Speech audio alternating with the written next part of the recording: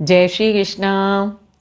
आज के वीडियो में हम चर्चा करेंगे कि गणेश जी को दुर्वा क्यों इतनी प्रिय है। क्योंकि दुर्वा पाते ही वो इतने प्रसन्न हो जाते हैं। इसके पीछे एक पौराणिक कथा है।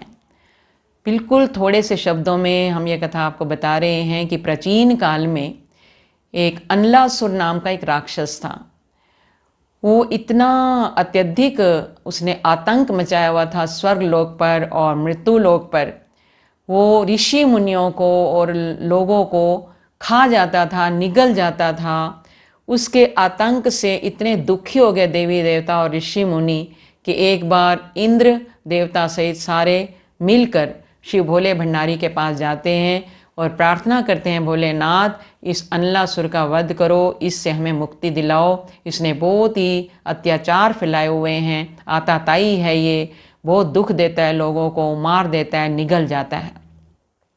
तो भोलेनाथ उनकी स्तुति से प्रसन्न हुए और उन्होंने कहा कि इसके लिए मैं तो कुछ नहीं कर सकता, हाँ मैं तुम्हें एक उपाय बता सकता हूँ, तुम गणेश जी के पास जाओ, क्योंकि इसकी मृत्यु जो है वो गणेश जी के हाथों ही लिखी है। तुम उनकी स्तुति करो, उनसे प्रार्थना करो, तो गणपति जी तुम्हारे सारे संकट दूर कर देंगे। तो सभी देवी देवता मिलकर, ऋषि मुनि मिलकर सब गणपति जी के पास जाते हैं और उनकी स्तुति करते हैं, प्रार्थना करते हैं। गणेश जी ने उनकी प्रार्थना को स्वीकार किया और फिर कुछ समय तक अनलासुर और गणेश जी का युद्ध होता रहा।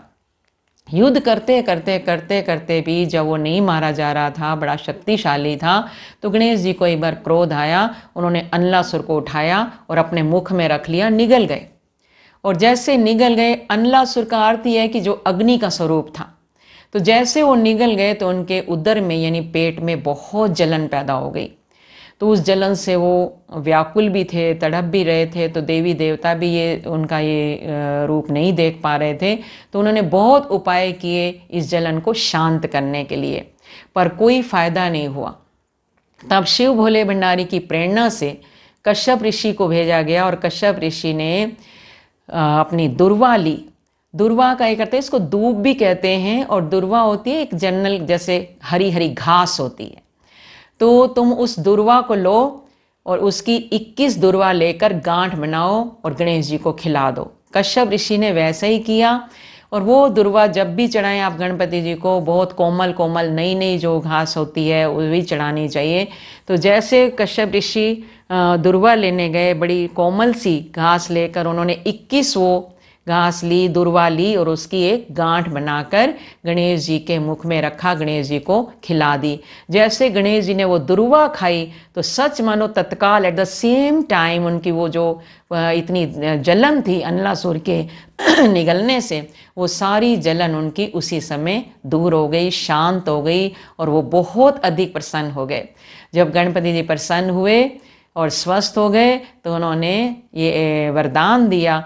पहले तो ऋषि को प्रणाम किया और फिर वरदान दिया कि जैसे तुमने मुझे दुर्वा खिलाकर मेरी जलन को शांत किया है, मुझे स्वस्थ किया है, आज मैं बहुत प्रसन्न हूँ। तो आज मैं ये वरदान देता हूँ कि जो भी भक्त सच्चे मन से, भाव और श्रद्धा से मुझे दुर्वा भेंट करेगा तो मैं इतना अधिक प्रसन्न हो जाऊँगा कि उसके सारी बाधाओं को दूर कर दूँगा, उनके विघ्नों का नाश करूंगा, उनके संकटों का नाश कर दूंगा, उनके रोग और बीमारियों का नाश कर दूंगा। और उनके घर में अगर किसी के घर में कोई मंगल कार्य रुका हुआ है तो गणपति जी कहते हैं कि मैं वो मांगलिक कार्य भी उनका प्रारंभ कर दूंगा।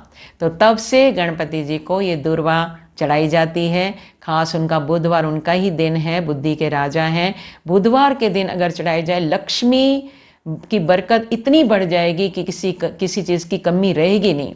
और ऐसा भी कहा जाता है कि दुर्वा भेंट करने से अगर किसी पर कोई कर्जा है और आपको कोई रास्ता नहीं दिखाई दे रहा कि हमारा ये कर्जा कैसे उतरे, तो दुर्वा आप बड़े भाव और श्रद्धा से ये 9 दिन तो चढ़ाएं, जो उत्सव चल रहा है इसमें तो चढ़ाएं।